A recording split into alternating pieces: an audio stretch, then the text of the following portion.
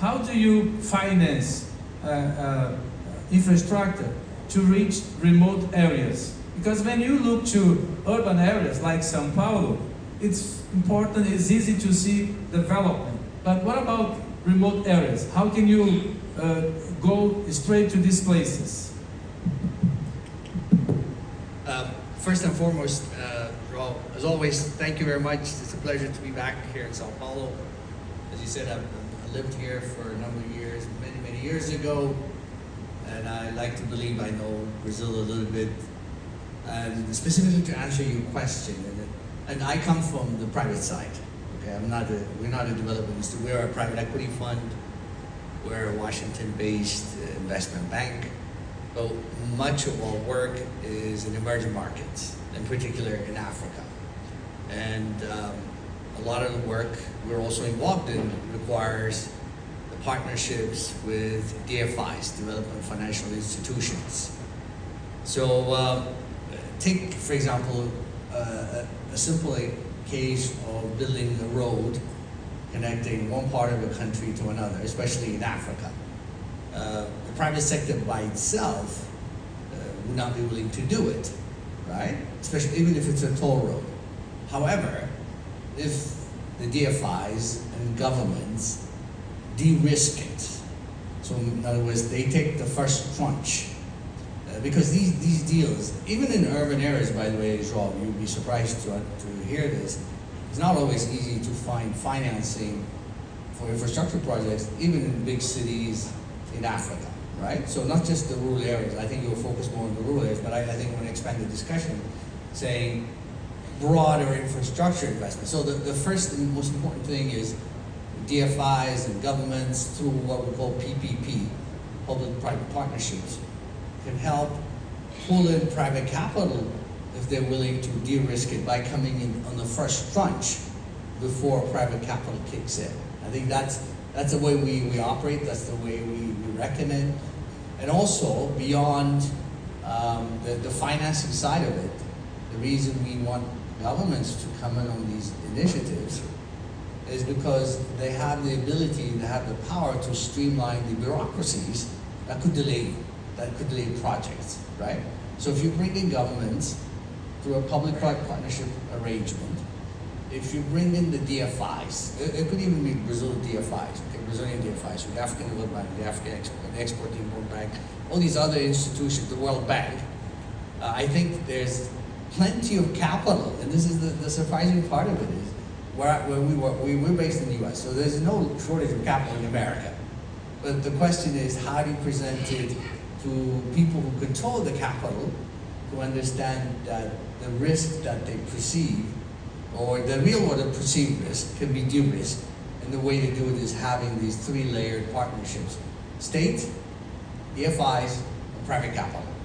Then there's going to be a lot of capital that comes in. But so this is sort of as an initial comment, my key recommendation would be to create these kind of partnerships, so that the trillions that are certainly in the US, the trillions of dollars that you're sitting in low interest accounts or earning single-digit IRRs can come to places, specifically in our case in Africa, and be deployed to transform and address the infrastructure, the huge infrastructural needs that the continent has. And then maybe later on in the discussions I can add a few other comments, which is a $500 million agriculture-focused private equity fund. As you know, Brazil is a powerhouse in agriculture. Its brand is beyond, question. In fact, it dominates a lot of agriculture-focused activities around the world. So what we decided to do through private initiatives, one of the big Brazilian private equity funds decided to launch this fund in partnership with our firm. And the idea would be bringing in Brazilian knowledge, know-how, expertise, and most importantly, capital to Africa. But it's a two-way street. So because you asked me, agriculture is a priority, how do we leverage the resources that is in Africa? I think many of you have heard this data. 60% of the arable land in the world is in Africa today. But the flip side of it is Africa today imports between $40 and $50 billion of food every single year. this defies logic. So we decided, and João is also very much aware of this, that we need to do something as private sector to do something about it. And we've launched this fund, which will bring in, as I said, Brazilian expertise capital to Africa, but also for Africa, not only to feed, we call it the Global Food Security Fund 1, is to address the food security needs not only of Africa, but also to export from Africa, okay? So that's one way I think we can show that the private sector is playing a very meaningful role addressing.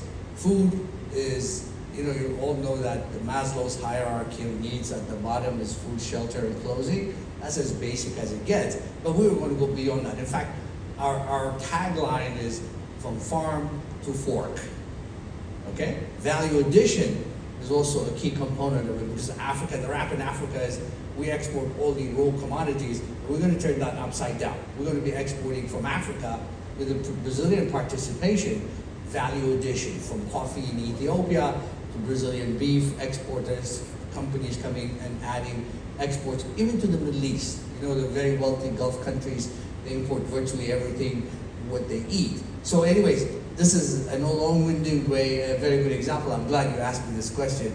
I wasn't prepared for it, but it was a good segue to conclude my comments. Thanks for respect 2 minutes. In general, you know, if you look at the rankings that the World Bank used to publish, which it doesn't anymore, but Africa used to rank, most of Africa used to rank low on the World Bank's IFC's annual ease of doing business, because we make it complicated, difficult for companies to do business.